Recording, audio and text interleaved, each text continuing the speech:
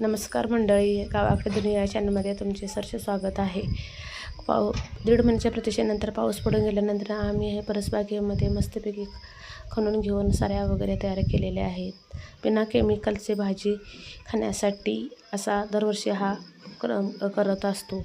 अगोदरच पावसाळा चालल्याने झाडे सभोवतालची झाडे बिनून घेतली होती आणि ह्या साऱ्या तयार पाऊसच नव्हता, त्यामुळं भाजीपाला लावला नव्हता.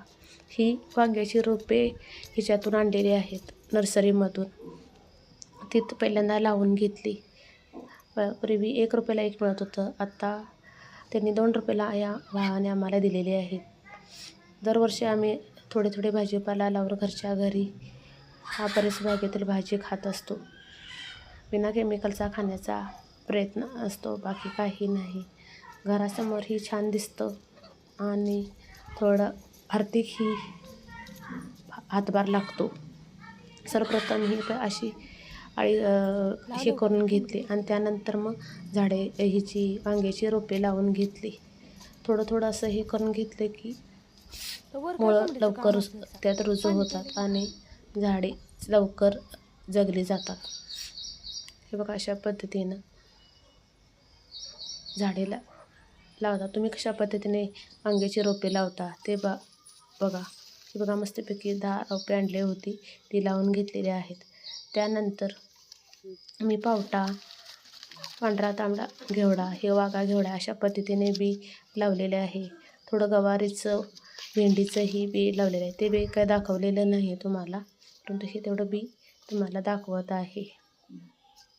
बघा, 4-4 बी मी लावलेले आहेत. 1-2 लावतात, परंतु पाऊस खूप झाला होता, त्यामुळं कोंबड्या आजूबाजूला उकरतात, त्यामुळे लावते बी जास्त लावत असते.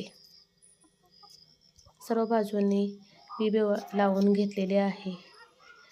कोल्हापूर जिल्ह्यामध्ये आपल्यामध्ये हे काळ्या देडका आणि पांढरा देडका म्हणतात, परंतु सातारा जिल्ह्यामध्ये आम्ही राहत असल्यामुळे त्याला काळा घेवडा आणि पांढरा घेवडा बोलले जाते. तुम्ही कशा पद्धतीने परसबागेमध्ये भाजीपाला लावतात ते थोडं कमेंटमध्ये सांगा. हे बघा, 8 दिवसाच्या प्रतीक्षेनंतर सगळा भाजीपाला माझा उगवलेला आहे. मस्तपैकी गार वातावरण झाल्यामुळे कोणतंही बी वाया गेलं नाही. अशा आजूबाजूच्या कोंबड्याही आहेत, त्यामुळे मध्ये मध्ये येतात. मध्ये मध्ये मी मेथी लावलेली आहे. धने अजून उगवलेले नाही. अजून गवारी थोडी उगवायची. थोडं तोंड काढलेलं आहे बियाण्याने.